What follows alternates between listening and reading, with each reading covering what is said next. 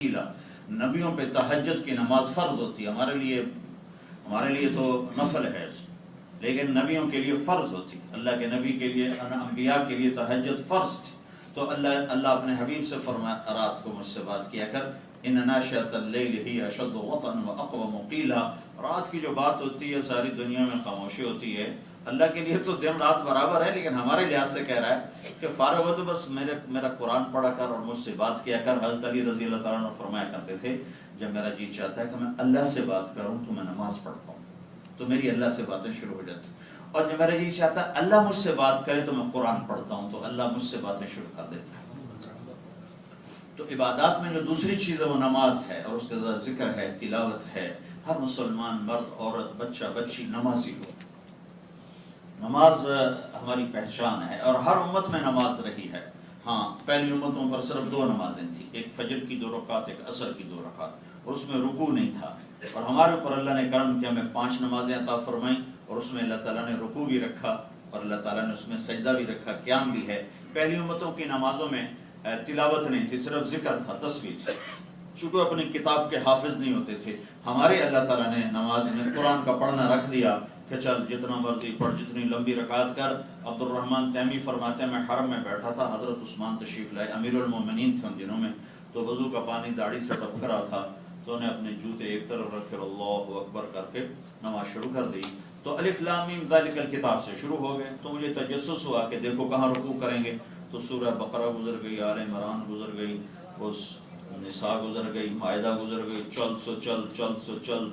چل آخر والناس پہ جا کے رکوع کیا، ایک رکعت میں سارا قرآن پڑھ کے پھر رکوع۔ تو ہمیں اللہ نے قرآن دیا ہے، ایک رکعت میں سارا قرآن پڑھ دو، اگلی رکعت کے لیے چھوڑا ہی کچھ نہیں، ایک ہی رکعت میں سارا قرآن پڑھ دیا۔ تو ہر گھر میں، ہر مسلمان گھر میں، چاہے وہ لندن میں رہتا ہو یا مکے میں رہتا ہو، اس گھر کا ہر مرد عورت بچہ بچی نمازی، بچوں کو نماز پہ لایا جائے، پیار سے، محبت سے، سختی سے نہیں، ڈانٹ ڈپٹ سے نہیں، فضائل سنا کر، محبت سے، ترغیب دے کر، اور ذہن بنا کر، ذہن سازی کے ذریعے سے۔ اللہ تعالیٰ نے نبیوں کو بھی ڈنڈا نہیں دیا، اللہ نے ذہن سازی کا کام نبیوں کو بھی دیا کہ ان کو، لوگوں کو تیار کرو، سمجھا کے ان سے بات کراؤ۔ سختی کی، زبردستی سے ذہن الٹ ہو جاتے ہیں، اور الٹا وہ ریئیکشن پیدا ہوتا ہے۔ تو ہر مسلمان مرد عورت نماز پڑھنے والا ہو، اور نماز کے وقت بے چینی ہو، بے قراری ہو۔ آپ خوش قسمت ہیں، اللہ تعالیٰ نے ہر طرف آپ کو اب یہاں نماز کا ماحول دے دیا ہے۔ 1982 میں پہلی دفعہ آیا تھا، تو ہم ڈیوزبری سے لندن آ رہے تھے، تو عصر کی نماز کا وقت تنگ ہو رہا تھا، تو کوئی جگہ نظر نہیں آ رہی تھی کہ ہم نماز پڑھ لیں، اور سورج بالکل ڈوبنے کو ہو گیا تھا۔ تو مجھے ایک جگہ وہ بنگالی میں لکھا ہوا نظر آیا نا دکان پر، تو میں نے کہا یہ کسی بنگالی کی دکان ہے، ہو سکتا مسلمان ہو۔ تو میں نے کہا تم گاڑی روکو، اب تو نماز قضا ہو رہی ہے، 20-25 منٹ باقی رہ گئے تھے سورج ڈوبنے میں، تو ہم نے گاڑی روکی اور اندر گئے، تو وہ بنگالی تھا تو اس کا بیچارے کا شراب خانہ، لیکن وہ ہمیں دیکھتے ہی اس نے ہمیں سلام کیا، تو ہم مسلمان ہیں، ہم نے اس سے کہا بھی ہماری نماز جا رہی ہے، ہمیں نماز پڑھنے کا کچھ کر دو مہربانی۔ تو میں نیچے تہہ خانے میں لے گیا، تو وہاں اس نے ہمیں کپڑا بچھا کے دیا، وہاں ہم نے عصر کی نماز پڑھی۔ تو 1982 کوئی زیادہ دور کی بات نہیں ہے، پہلا میرا سفر تھا یہاں کا۔ اور اب اللہ تعالیٰ نے ہر طرف آپ کو مساجد دے دی ہیں، مصلے دے دیے، آپ بڑی آسانی سے جہاں چاہیں جا کے اللہ کے بارگاہ میں سجدہ کر سکتے ہیں۔ نہیں ہے تو چھوٹا سا کپڑا ساتھ رکھو، جب نماز کا وقت ہو، اللہ اکبر۔ میرے نبی نے کہا، کتنی بڑی اللہ نے کرم نوازی فرمائی، جعلت لی الارض مسجدا وطہورا، میرے رب نے پہلی امتوں کی نماز صرف مسجد میں ہوتی تھی اور کہیں نہیں ہوتی تھی، صرف مسجد۔ ہاں، عورتیں اپنے گھر میں، لیکن مردوں کی نماز صرف مسجد کے علاوہ نماز نہیں پڑھ سکتے تھے۔ میرے نبی نے کہا میرے امت کے لیے ساری زمین ہی مسجد ہے، جہاں نماز کا وقت ہو، اللہ اکبر۔ قبلے کا نہیں پتہ، کوشش کرو ڈھونڈنے ڈھانڈنے کی، اور پھر جدھر منہ ہو اللہ اکبر کر کے پڑھو، ہو گئی نماز۔ اور پانی نہیں ہے تو کسی امت کو تیمم نہیں ملا، کہا میری امت کے لیے اللہ نے مٹی کو پاک کرنے کا ذریعہ بنا دیا۔ پانی نہیں ہے، وضو کرنا ہے تو مٹی پہ ہاتھ مار کے یوں منہ پہ مل لو، اور پھر یوں ہاتھ مار کے یہاں کونیوں تک مل لو، تو چلو کہو اللہ اکبر۔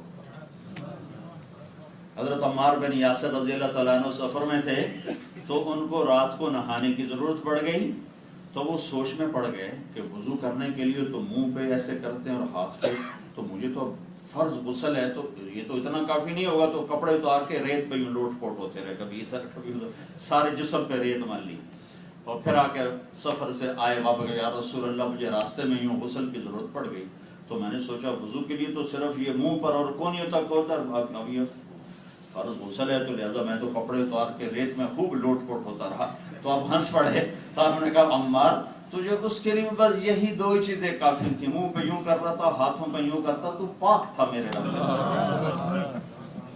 یہ سہولت اللہ نے کسی کو نہیں دی، ہمیں عطا فرمائی۔ جعلت لی الارض مسجدا وطہورا، قبلے کا نہیں پتہ چل رہا، اپنی طرف سے کوشش کرو، پھر جدھر بھی منہ ہو اللہ اکبر، ہو گئی نماز۔ عقبہ بن نافع رضی اللہ تعالیٰ عنہ جب کیروان میں مسجد، جب کیروان ایک جنگل تھا تو انہوں نے وہاں شہر آباد کیا، جب مسجد بنانے لگے تو مسجد بنانے کے لیے تو اندازہ نہیں ہو سکتا، اس کے صحیح ہونا چاہیے، تو پریشان رہے کہ میں مسجد کا قبلہ کیسے مقرر کروں۔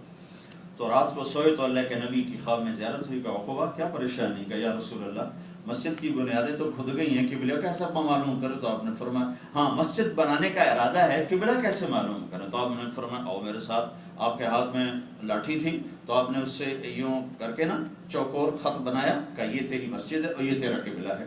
جب آنکھ کھلی تو مسجد میں وہ جگہ کھدی ہوئی پڑی تھی اور وہاں قبلہ فٹ ہوا پڑا، قبلے کا نشان بھی لگا ہوا تھا جیسے خواب میں دیکھا تھا، اور جیسے اللہ کے نبی نے نشان لگایا تھا ویسے نشان بھی لگا ہوا تھا۔ وہ مسجد آج بھی وہاں موجود ہے، مسجد عقبہ بن نافع کے نام سے مشہور ہے۔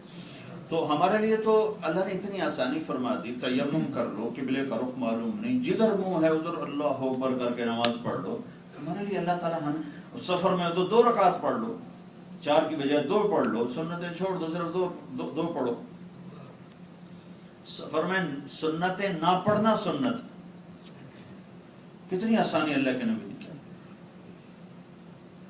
عبداللہ بن عمر 2 رکعت پڑھ کے بیٹھ گئے، ایک دوسرے نے کہا آپ نے کچھ ساتھ کوئی آپ نے نفل نہیں کیوں نہیں پڑھتے؟ کہا اگر میں نے نفل پڑھنا ہے تو 4 رکعت فرض پڑھ لیتا، میرا رب کہتا ہے 2 کرو، تو مجھے کیوں 4 کروانا چاہتا ہے؟ اللہ کی سہولتوں، اللہ نے کتنی سہولتیں کر دی ہمارے۔ آدمی بیمار ہو گیا، چلو بھائی لیٹ کے پڑھ لو، بیٹھ کے پڑھ لو۔ روزے آ گیا، بیمار ہو گیا، چلو نہ رکھو، بعد میں رکھ لینا، قضا دے دینا۔ کتنی سہولتیں اللہ نے ہمارے لیے فرمائی۔ تو ہر مسلمان مرد عورت کا ایک تعلق اللہ کے ساتھ ہے جس کو عبادت کہتے ہیں، جس میں نماز ہے، روزہ ہے،